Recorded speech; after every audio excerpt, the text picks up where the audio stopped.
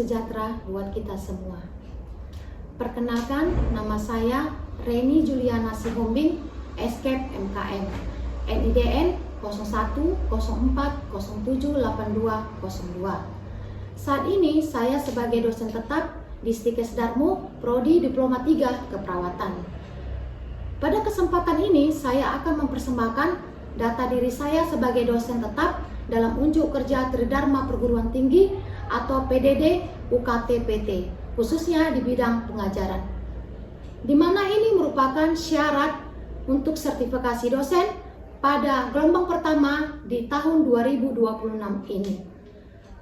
Salah satu mata pelajaran yang saya ampu di Stikes Darmo ini adalah keperawatan gerontik, di mana ini ada 2 SKS bobotnya, 1 SKS untuk teori dan 1 SKS untuk praktek. Mata kuliah keperawatan gerontik didapat si mahasiswa di semester 5. Adapun deskripsi singkat mata kuliah ini adalah menguraikan tentang konsep dasar proses menua, masalah kesehatan lansia, strategi peningkatan kualitas hidup lansia, serta asuhan keperawatan pada lansia. CPL atau capaian pembelajaran mata kuliah yang didapat pada mahasiswa yaitu mahasiswa mampu menguraikan atau memahami konsep dan teori dasar menua. Yang kedua, mahasiswa mampu menjelaskan teori menua dan yang terjadi pada kesehatan lansia. Yang ketiga, mahasiswa mampu menerapkan asuhan keperawatan gerontik. Yang keempat, mahasiswa mampu menerapkan komunikasi efektif pada lansia. Yang kelima, mahasiswa mampu melaksanakan peran perawat dalam menangani kesehatan pada lansia. Dan yang keenam, mahasiswa mampu menjelaskan pencegahan dan penanganan masalah kesehatan yang didapat pada si lansia. Di mana metode pembelajaran yang saya lakukan pada mahasiswa yaitu ada 3 metode, yaitu perkuliahan tatap muka atau tatap muka langsung, yang kedua dengan cara diskusi, yang ketiga dengan praktek dan demonstrasi. Sistem penilaian yang saya kasih adalah yang pertama UTS atau ujian tengah semester ada 25%, diskusi dan tugas 10%, praktek 30%, dan ujian akhir semester ada 35%. Saya juga sudah menulis atau membuat buku tentang keperawatan gerontik dengan judul Keperawatan Gerontik Asuhan pada Lansia, di mana buku terbit buku loka literasi bangsa dengan nomor 645 DKI 2024, dan buku ini sudah saya hakikan dengan tanggal terbit 24 September 2025. Demikianlah perkenalan singkat saya ini dan deskripsi singkat saya ini. Selanjutnya marilah kita saksikan video pembelajaran untuk mata kuliah keperawatan gerontik semester 5. Terima kasih dan salam sehat untuk kita semua. Selamat sore anak-anak. Sore. Gimana kabarnya di sore hari ini? Selamat datang di semester ganjil ya, ke tingkat 3 ya. Nggak terasa ya? Kita di semester 5 ini ya. Oke, di semester 5 ini ada salah satu ampu pelajaran kalian itu yaitu pelajaran keperawatan gerontik. Di mana keperawatan gerontik ini ada 2 SKS, 1 teori, 1 lagi praktek ya. Tujuan Anda mempelajari keperawatan gerontik ini pasti otomatis di lingkungan masyarakat atau di rumah sakit pasti ada namanya pasien yang namanya lansia. Jadi secara umum gerontik itu adalah hubungan dengan namanya mempelajari lansia ya. Yang disebut dengan lansia umurnya adalah siapa yang tahu? Ya, silakan kakak berdiri. Nah, yang disebut lansia itu umur berapa tahun menurut kakak? 60 tahun. Ya, 60 tahun minimal atau maksimal? Di bawah atau di atas? Di bawah. Nah, berarti minimal 60 tahun ke atas.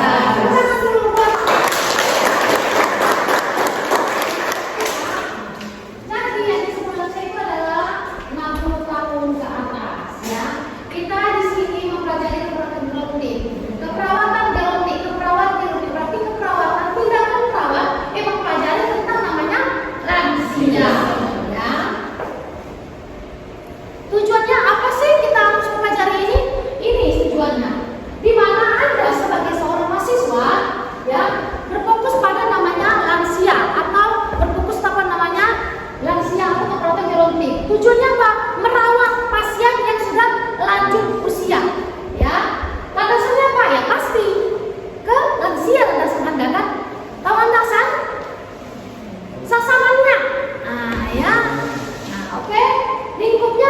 ya pasti kita harus punya asuhan keperawatan pada gerontik atau lansia. Dan perannya adalah sebagai timbulnya perannya pada lansia. Kita masuk langsung ke inti judulnya tadi. Di mana gerontik itu ada katanya bagian dari kata, yaitu gerontologi. Gerontologi ada lagi bagian katanya. Nah, apa itu? Geros dan logos. Geros adalah lanjut usia, logos adalah ilmu. Jadi mau digabungkan? Iya, ilmu lanjut usia. Ya. Di mana ini mempelajari secara khusus hanya menyangkut faktor-faktor tentang namanya lansia. Ya. Yang kedua, mempelajari seluruh aspek yang namanya menua. Yang ketiga, mempelajari proses menua dan apa hal yang timbul nanti pada saat dia proses menua. Paham sampai sini? Paham. Nah, kita masuk ke kata yang kedua, geriatrik, ya. Geros dua, geriatrik. Atau care. Care apa care?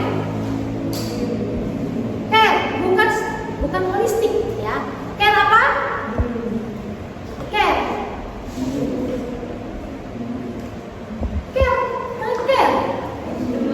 Iya, kenapa ya? Peduli. Jadi di mana suatu cabang ilmu penyakit dalam, di mana hanya mempelajari tentang penyakit lansia, dan itu beraspek aspek promotif, preventif, kuratif, dan rehabilitatif serta psikososial. Jadi maksud dari kalimat adalah promotif,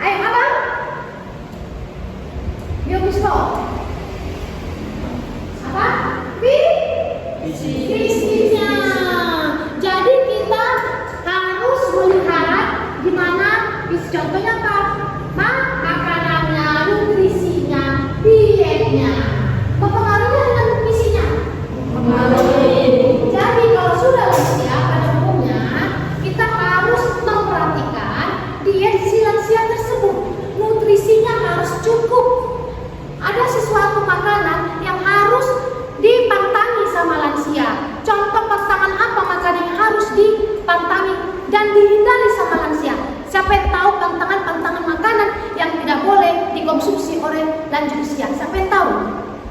Ayo. Ayo, silakan Bang. Menurut Abang, apa aja pantangan makanan yang Abang dapat, baik itu dari kelompok sosial dan juga di masyarakat? Mungkin Abang pernah kan? Praktek dulu kan? Nah, di semester 2, 3, 4 ada praktek kan Bang, Mas Adi kan? Apalah menurut Abang pantangan makanan mungkin dari dokter, ya kan? Tergantung penyakitnya. Menurut Abang apalah pantangan makanannya?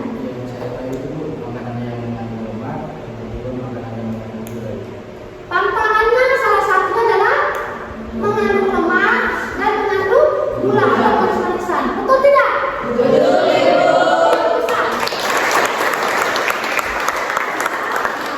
Pantangan yang berlemak contohnya daging-dagingan ya. Nah, diusahakan sama lansia, pasien lansia itu dikurangi atau di stop namanya daging-dagingan ya. Baik itu daging ayam, sapi, lembu, yang apapun namanya dagingan di stop. Kenapa? Itu ada lemaknya. Betul nggak? Bisa nggak? Itu mengakibatkan penyakit apa? Iya, hipertensi. Hipertensi bisa nggak jadi penyakit stroke? Bisa. Jadi apa? Kalau hipertensinya tinggi, tekanan darahnya akan mengakibatkan pecah pembuluh darah dan akan mengakibatkan pasien itu stroke. Tadi dibilang si Abang, makanan yang manis-manis, gula, mengakibatkan penyakit apa pada lansia? Diabetes mellitus atau penyakit gula. Contohnya apa? Ya dihindarilah yang namanya minuman yang manis-manis atau makan manis-manis. Contohnya apa? Gula, bubuk teh. Tahu yang bikin bubuk teh dia yang manis. Ganti gula ada enggak? Ada. Seperti ganti gula tropik, ada kan? Nah, itu pengganti gula menghindari supaya orang tua atau si lansia itu tidak terjangkit penyakit namanya DM atau diabetes mellitus ya. Nah, jadi ada lagi berbagai penyakit yang menyebabkan dari makanan bisa penyakit timbul pada si lansia ya. Kita masuk ke fokusnya ya. Fokus yang akan kita lakukan keperawatan pada lansia. Itulah fokusnya. Apa itu?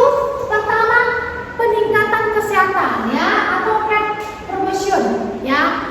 Peningkatan kesehatan pada lansia. Nah, jadi kita seorang perawat, tugas kita adalah meningkatkan derajat kesehatan pada lansia. Tadi kan kita dibilang kan kita mau belajar keperawatan gerontik kan? Nah, tujuannya apa? Ini salah satunya enggak fokusnya. Iya. Jadi kenapa kita mempelajari keperawatan gerontik? Apa? Berfokus supaya peningkatan kesehatan, derajat kesehatan si lansia. Nah, ya. Kedua, apalagi pencegahan terhadap suatu penyakit. Tadi sudah kita bilang tadi penyakit tadi, ya kan? DM, hipertensi, jantung, kolesterol, ya kan? Nah, pada lansia cepat nggak terjangkit ini salah satunya. Sangat cepat. Jadi kita cegah sebelum terjadi penyakit tersebut. Apalagi itu dari penyakit fisik. Apa penyakit yang kita cegah supaya tidak terjadi penyakit ini? Apa? Ini optimisasi fungsi mental. Penyakit mental. Bukan dibilang penyakit mental itu si pasien gila, bukan ya? Nah, tapi apa? Si pasien itu, si lansia itu namanya sudah tua, otomatis dia ingin diperhatikan, betul tidak? Nah, dia pasti balik seperti anak-anak. Dia merasa dia itu kurang diperhatikan sama anak-anaknya. Jadi tugas Anda sebagai seorang perawat, lakukan ya penkes, penyuluhan kesehatan secara pribadi kepada si pasien lansia tersebut.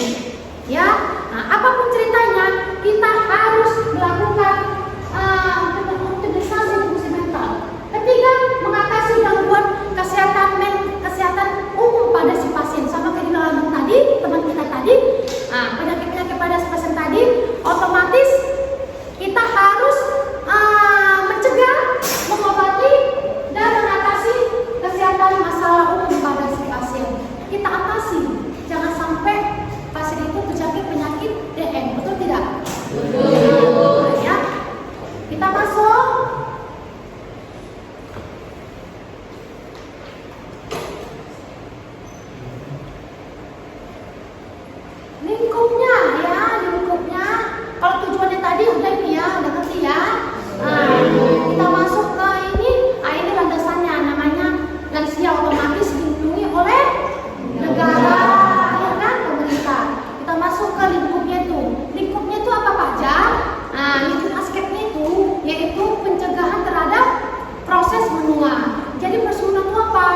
Tadi apa? Pendengaran, ya kan? Apalagi? Daya ingat. Itulah yang kita cegah. Apa itu Bu? Contoh.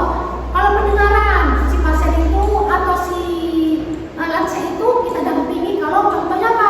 Kalau mau jalan, supaya tidak jatuh, supaya tidak tertabrak. Kalau dia menyeberang, apalagi daya ingat.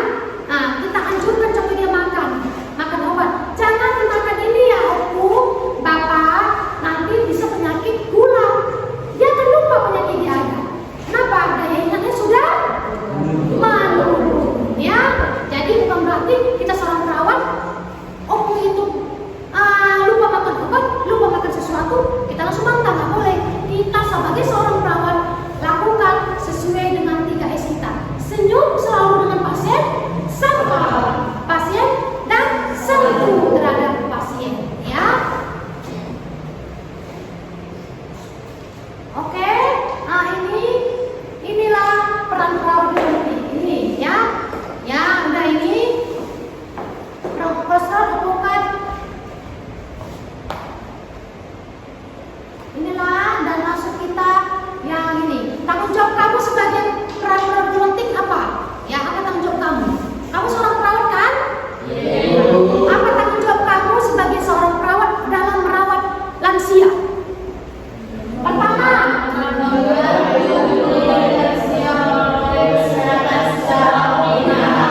bantu pasien Anda itu secara optimal terhadap kesehatannya.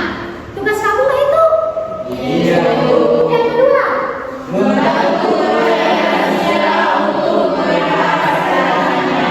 bantu si pasien tadi itu memelihara kesehatannya. Contoh, dia sakit gula, bilang sama si pasien apa pantangannya. Ini contoh, paham ya?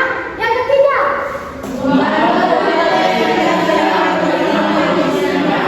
kondisinya, maksudnya apa kondisinya ini? Contoh, apa yang tahu? Menerima kondisinya.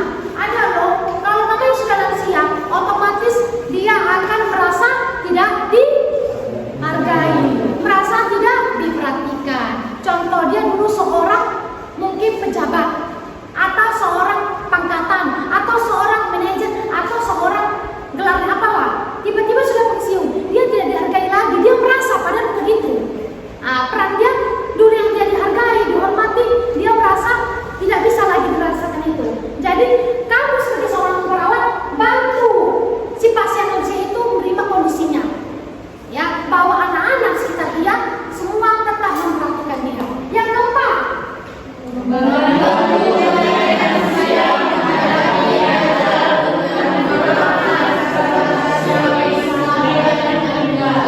tidak ada manusia yang hidup kekal di dunia ini, betul tidak?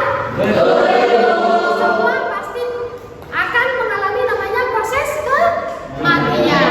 Jadi itulah tugas kita sebagai seorang perawat, membantu pasien si lansia bahwa kematian itu bukan merupakan suatu yang ditakuti. Semua manusia pasti akan melaluinya, pasti harus dijalani, betul tidak? Gimana tugas Anda? Bekaslah penyuluhan, kasih pendekatan bahwa manusia itu kodratnya adalah harus kembali kepada Tuhan. Paham ya? Oke, sampai di sini sudah selesai ya, semoga bermanfaat. Ada pertanyaan? Sudah selesai, kita ada berapa slide? Ada pertanyaan? Keperawatan politik konsep dasarnya? Pas? Ada? Nah, oke, satu pertanyaan ya, Pak.